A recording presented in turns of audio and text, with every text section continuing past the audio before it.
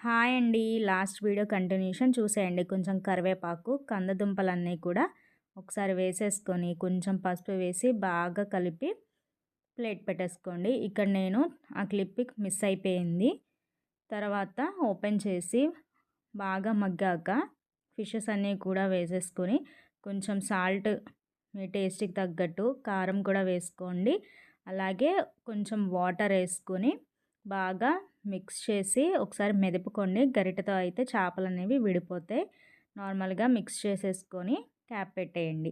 తర్వాత ఒక 5-10 మినిట్స్‌కి అవి బాగా ఉడుకుతూ ఉంటాయి. అప్పుడు కొంచెం చింతపండు పులుసు అనేది కూడా వేసుకొని ఒకసారి మళ్ళీ మెదుపుకొని లిడ్ అనేది పెట్టేసుకోండి.